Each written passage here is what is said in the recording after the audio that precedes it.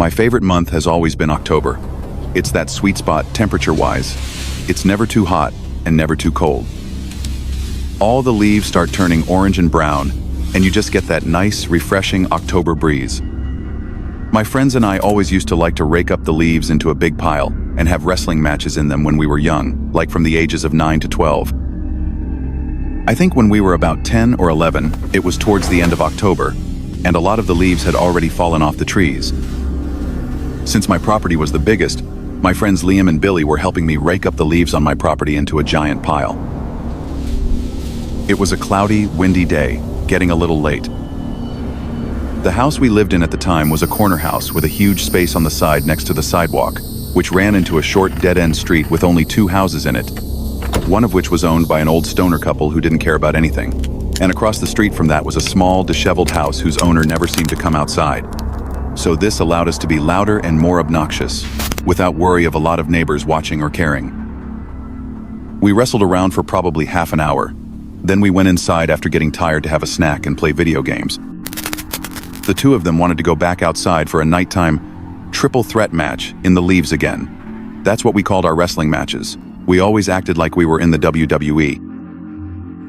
When we got back out there, it was almost completely dark, but a street light that stood in the dead end lit up this side of our property so we could see enough. It seemed as though there were a lot less leaves in the pile right off the bat this time. We tried wrestling a little more, but the pile just spread too far, so we had to grab the rakes and start building the pile again. Liam noticed a long, oddly shaped pile that we didn't notice from before. He went over to start raking it over to our main pile, but he seemed to be having trouble. He shouted, "There's something under the leaves." We came over to help and brushed some of the leaves off whatever was underneath, and all of us screamed when we realized there was a grown man hiding underneath the pile. We stepped back and looked at each other, and then back at him. We didn't know whether to laugh or not. Like, was he playing some kind of early Halloween prank on us? The man's face was not yet exposed.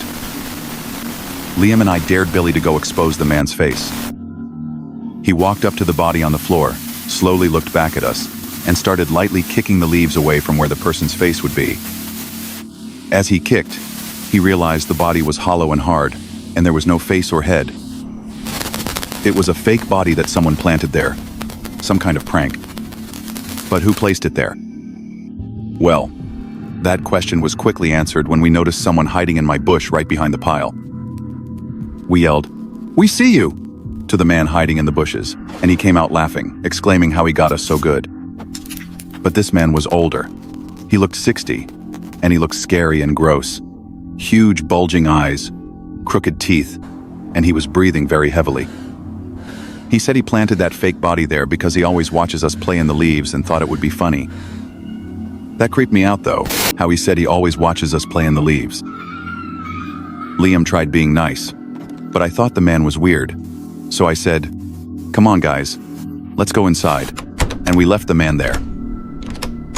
I told my dad, and he went outside to check, but the man had already moved the fake body by then. We played video games the rest of the night, all having agreed that guy was a freak. My friends eventually left, and soon after, I went to my room. I had my window open as usual to get a breeze into my room. I was watching TV when I heard a man's voice at my window. I jumped and looked up at the window, but I couldn't see who it was. The voice said, "I didn't mean to creep you out earlier. I live in the house across the street over there. I like watching you kids play in the leaves." I was in shock, hearing a stranger's voice outside my window.